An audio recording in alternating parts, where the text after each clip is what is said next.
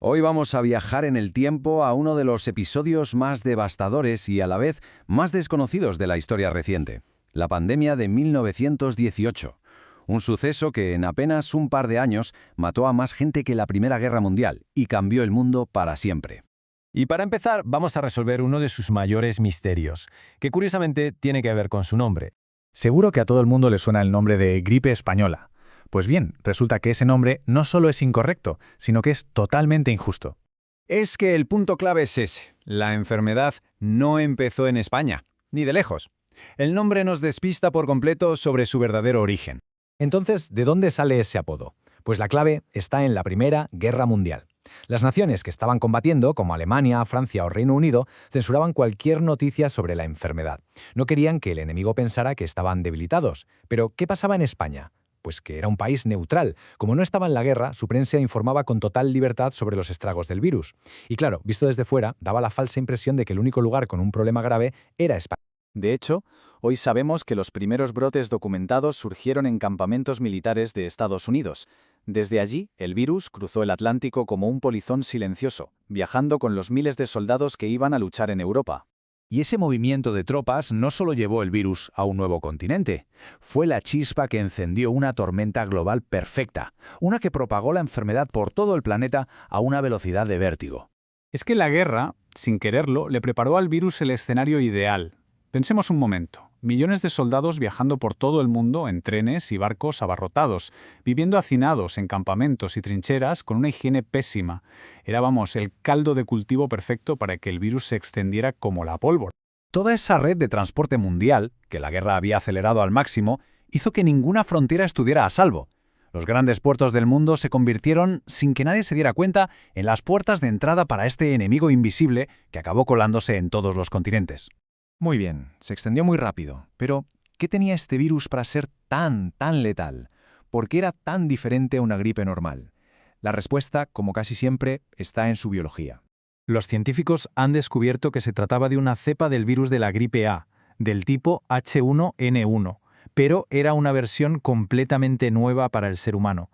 Tenía genes de origen aviar, es decir, de las aves. Nuestro sistema inmunitario sencillamente no lo había visto nunca y no tenía ni idea de cómo luchar contra él. Y aquí viene una de las cosas más crueles y paradójicas de este virus. Atacaba con especial fuerza a los jóvenes y a los más sanos. ¿Y por qué? Pues porque sus sistemas inmunitarios eran los más fuertes. El virus provocaba una reacción tan bestia llamada tormenta de citoquinas que las propias defensas del cuerpo se volvían locas y empezaban a atacar a los tejidos sanos, sobre todo en los pulmones, causando un daño devastador. La enfermedad era aterradora por su velocidad. Los pulmones de los enfermos se llenaban de líquido impidiendo que pudieran respirar. Los médicos de la época describían con horror cómo sus pacientes, en cuestión de horas o como mucho un par de días, se ponían de un color azulado por la falta de oxígeno y literalmente se ahogaban. La escala de la infección es algo que hoy cuesta mucho imaginar. Se calcula que unos 500 millones de personas se contagiaron. Para que nos hagamos una idea, eso era más o menos un tercio de toda la población mundial de la época, una de cada 3 personas del planeta. Y lo que la hizo tan distinta es a quién mataba. Una gripe normal suele ser más peligrosa para los niños muy pequeños y para los ancianos. Pero esta no. Esta pandemia se cebó con los adultos jóvenes y sanos, gente entre 20 y 40 años, justo el grupo de población que, en teoría, debería haber sido el más resistente. Y la cifra final de muertes es simplemente escalofriante. Se estima que murieron hasta 50 millones de personas. Pensemos un momento en esa cifra. Es más del doble de todas las muertes, tanto de militares como de civiles, que causó la Primera Guerra Mundial entera. Claro, una catástrofe de este calibre no solo se cobra vidas, sino que es capaz de paralizar el mundo entero. La sociedad tuvo que reaccionar y la vida cotidiana cambió radicalmente de la noche a la mañana. Tenemos que ponernos en situación. En 1918 no existían vacunas para la gripe, ni tampoco antibióticos para tratar las neumonías que provocaba. La medicina moderna estaba, como quien dice, en pañales, así que su única defensa era usar las herramientas más básicas de la salud pública. Y muchas de esas medidas nos van a sonar bastante familiares. Se cerraron escuelas, teatros e iglesias, se obligó a usar mascarillas, que entonces eran de gasa, se impusieron cuarentenas en ciudades y bases militares y se lanzaron campañas de higiene pública.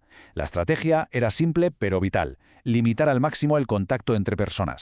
El resultado fue un mundo en pausa. Las calles de las ciudades se vaciaron, los negocios cerraron, la economía se frenó en seco y el miedo se instaló en todas partes. Se interrumpieron servicios tan básicos como el correo o la recogida de basura.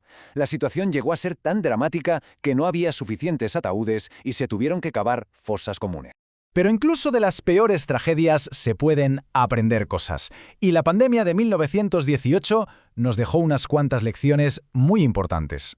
La primera lección clave fue que la pandemia no fue un único golpe. Atacó en 3 oleadas distintas. La primera, en la primavera de 1918, fue bastante leve y mucha gente se confió. Pero la segunda, en otoño de ese mismo año, fue una auténtica pesadilla. El virus había mutado, se había vuelto mucho más letal y fue la que causó la gran mayoría de las muertes. Luego todavía hubo una tercera ola, más tardía. Esta catástrofe dejó una cosa muy clara. Los virus no entienden de fronteras. La salud de un país depende de la salud de todos los demás.